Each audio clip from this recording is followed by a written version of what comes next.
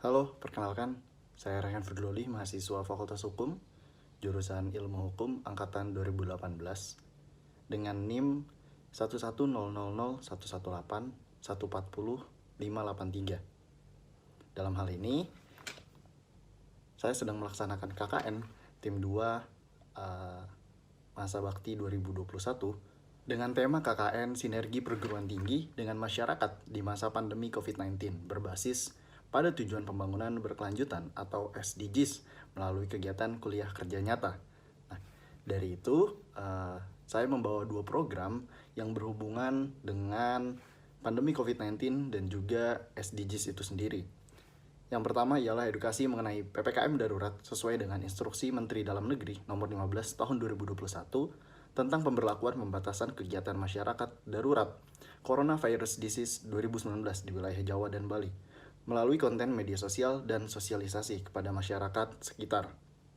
Lalu, program kedua ialah edukasi mengenai pelaksanaan vaksinasi sebagai bentuk implementasi dari Peraturan Menteri Kesehatan Republik Indonesia Nomor 10 Tahun 2021 tentang pelaksanaan vaksinasi dalam rangka penanggulangan pandemi Coronavirus Disease 2019 melalui konten media sosial dan sosialisasi kepada masyarakat sekitar guna mencapai tujuan SDGs 3. Lokasi KKN saya sendiri bertempat di RW 03, Kecamatan Tembalang, Kelurahan Tembalang, Kota Semarang, Jawa Tengah dengan Pak RW, Pak Arifin. Halo Pak. Ini kurang lebih pemandangan seputar RW 03 yang menjadi tempat lokasi KKN saya.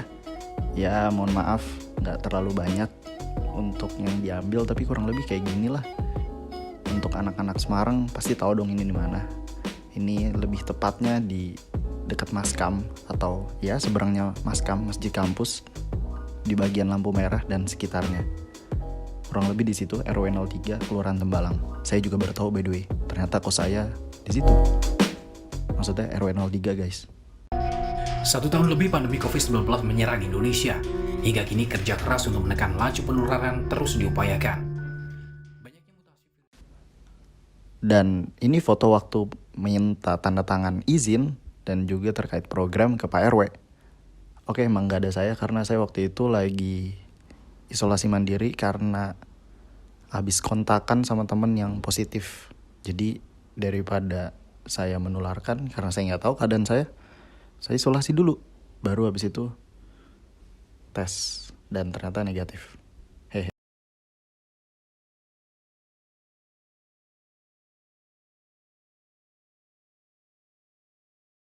Adapun alasan mengapa saya mengangkat 2 program tersebut yaitu terkait PPKM darurat dan juga vaksinasi. Yang pertama soal PPKM darurat karena kebijakan pemerintah dengan menerapkan PPKM darurat baru saja dilaksanakan. Yang kemudian perlu ditekankan terkait sosialisasi kepada masyarakat sekitar, setidaknya kepada masyarakat RW 03 Kelurahan Tembalang yang menjadi tempat saya melaksanakan KKN untuk dapat menerapkan PPKM darurat dan mengetahui apa aja sebenarnya yang diatur dari PPKM darurat itu sendiri. Kemudian terdapat juga pidana-pidana yang bisa menjerat kita masyarakat jika kita memang melanggar dari PPKM itu sendiri, khususnya yaitu PPKM darurat. Lalu untuk program kedua terkait vaksinasi sangat penting untuk disosialisasikan mengingat banyaknya berita palsu atau hoaks yang tersebar agar masyarakat sekitar khususnya RW 03 Kelurahan Tembalang bisa terhindar dari hoaks-hoaks tersebut yang kemudian bisa dapat langsung melakukan vaksinasi secara mandiri dengan datang ke sentra-sentra yang sudah dibentuk oleh pemerintah, baik pemerintah pusat maupun pemerintah daerah di titik-titik yang sudah ada di Kota Semarang. Karena memang dengan kita melaksanakan vaksinasi, jelas akan terbentuk kekebalan imunitas atau herd immunity yang memang menjadi tujuan dari vaksinasi itu sendiri, yang kemudian kita bisa hidup berdampingan dengan coronavirus disease. Nah, ini pemaparan waktu saya sosialisasi ke warga RW 03 melalui Zoom meeting secara daring. Dengerin sebentar ya. Selamat siang, Bapak Ibu semua dari RW 3 Kelurahan Tembalang. Mohon izin Bapak Ibu, teman-teman semua untuk kita ngobrol sebentar terkait PPKM darurat dalam rangka sosialisasi yang dilakukan oleh KKN Tim 2 dari Universitas Diponegoro. Nah, ini perkenalkan, saya Rehan Fuduldi dari Fakultas Hukum, dan ada teman saya ini sebagai moderator yang kontak ibu-ibu juga, bapak-ibu semua. Silahkan Putri. Baik, terima kasih kesempatannya Mas Pudol. Perkenalkan ibu-ibu semuanya, selamat siang, salam sehat selalu. Saya Putri Ainur Jannah dari Fakultas Ilmu Sosial dan Ilmu Politik. Pada kesempatan kali ini akan membantu melengkapi apa yang Mas Pudol paparkan mengenai PPKM darurat. Mungkin bisa dimulai langsung oleh Mas Pudol yang pertama ya. Ya, bisa dilanjut.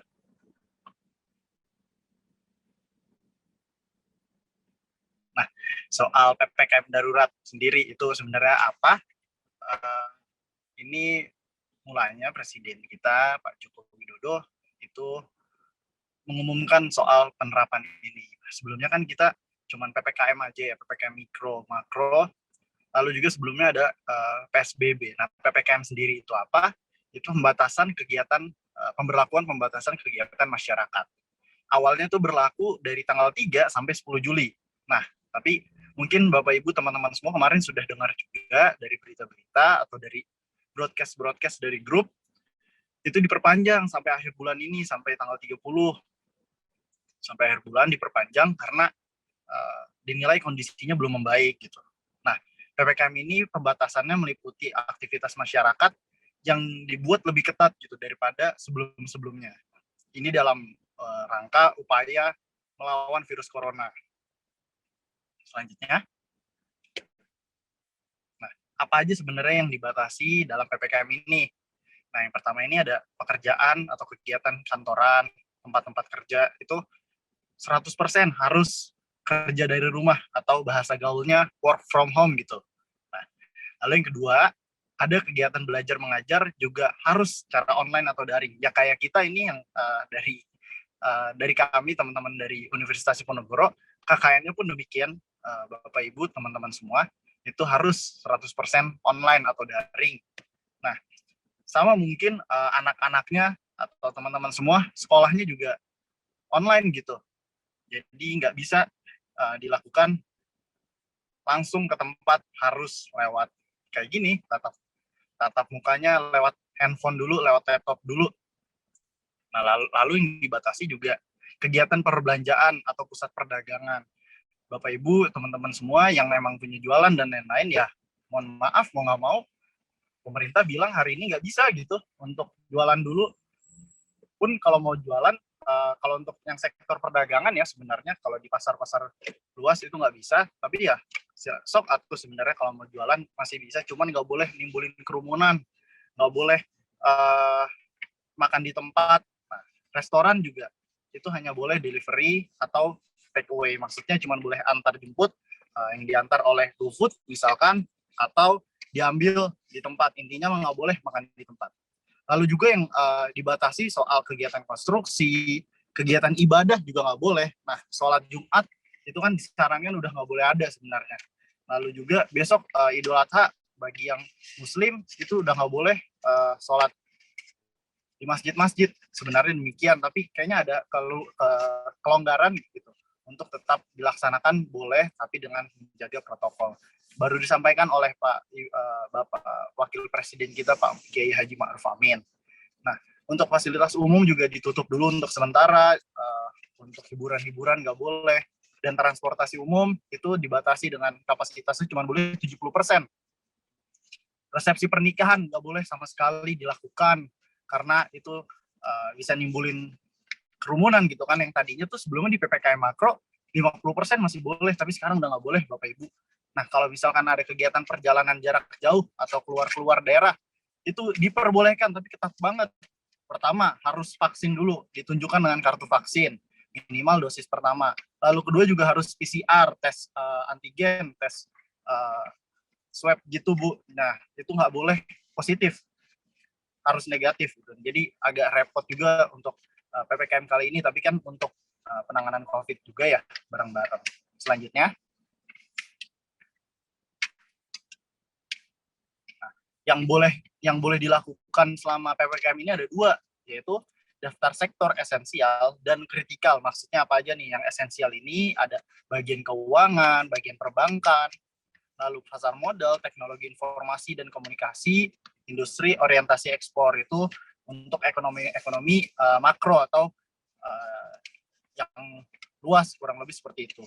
Lalu ada juga daftar sektor kritikal yang masih boleh dilakukan dalam PPKM darurat, yaitu sektor kesehatan, itu kayak puskesmas boleh, rumah sakit boleh, keamanan dan ketertiban masyarakat, penanganan bencana, energi, objek vital nasional, dan proyek-proyek strategis nasional.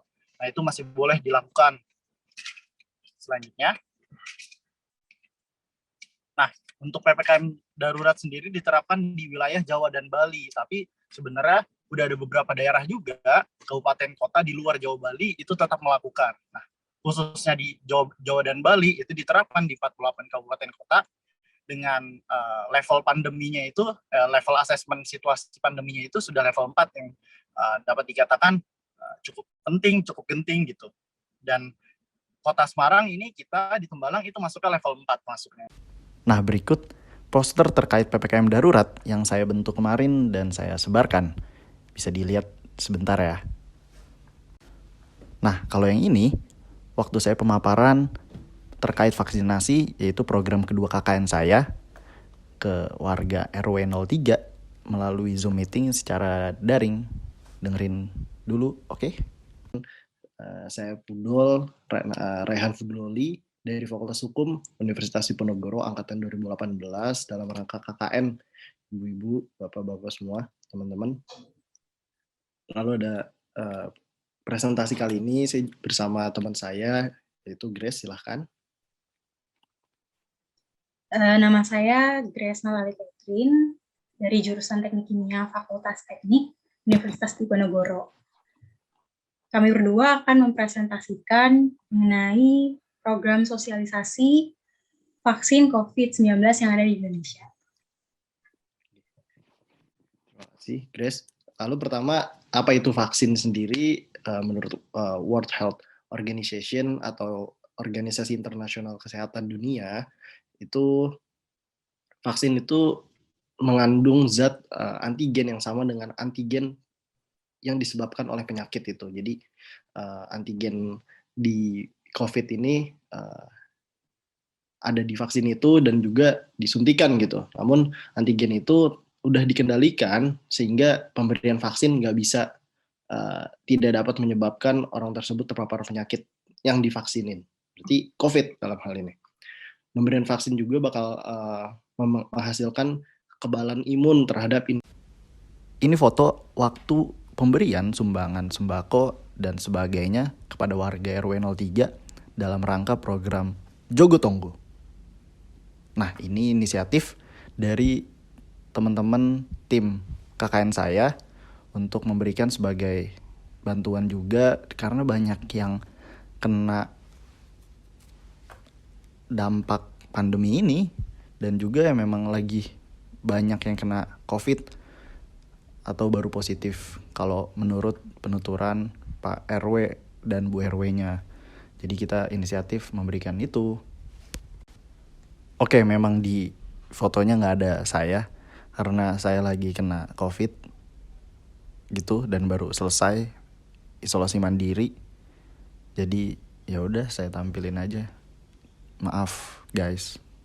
Sekian pelaksanaan KKN tahun 2021 dengan saya Rehan Fudloli dari Fakultas Hukum.